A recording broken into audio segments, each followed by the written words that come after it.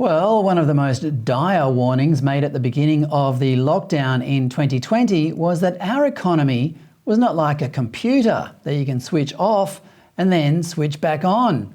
We're seeing this now in a variety of ways, not least of which is that a generation of kids who spent the better part of 2 years being told to stay home instead of go to work are now not so keen to go out and get a job.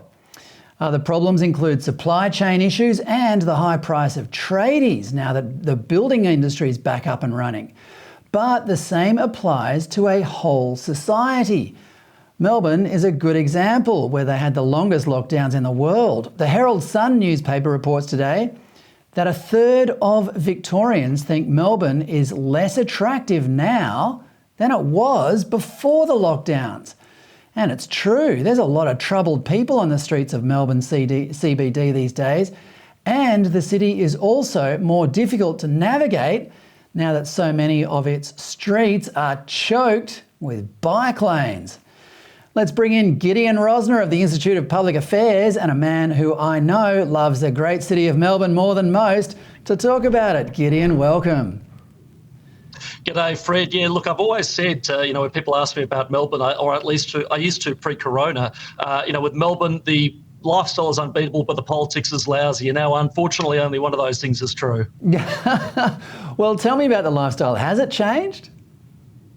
Look, it has, and the thing is, for those of us who lived in Melbourne throughout the lockdowns, who've lived in Melbourne our whole lives as I had, you almost are tricked into believing that the city is back to normal at this stage. But people who come from interstate, friends of mine, people who come from Sydney or wherever else, will come here and say, oh my God, this is the first time I've been here since it happened. It is lousy here. The city is not the same. People look shell-shocked. And I got to say, I can see why. I mean, I lived on Spencer Street, right in the middle of the CBD throughout those lockdown days, and I saw in real time the soul of a city being ripped out.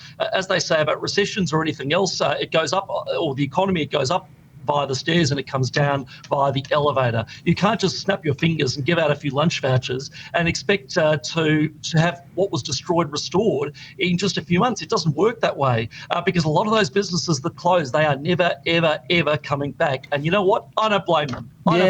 Well, I want to get you to elaborate on how it manifests. So firstly, you've got shutters up on shop windows where businesses were thriving. How else has Melbourne changed just on the streets?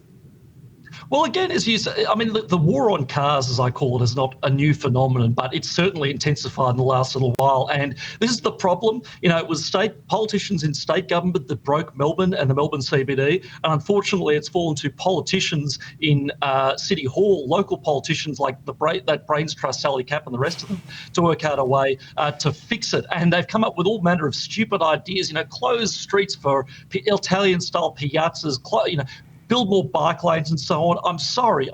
All bike lanes do on a net basis is inconvenience the majority of people who actually do drive to the city. Bike lanes are great if you live in Brunswick and drink your kombucha and jump on your bike and go into the city every day, 15 minutes from your house. But if you live in Eaglemont or Cockatoo or wherever else, there's only one way of getting into the city, and that's via a car, either going all the way in or at best parking and riding in.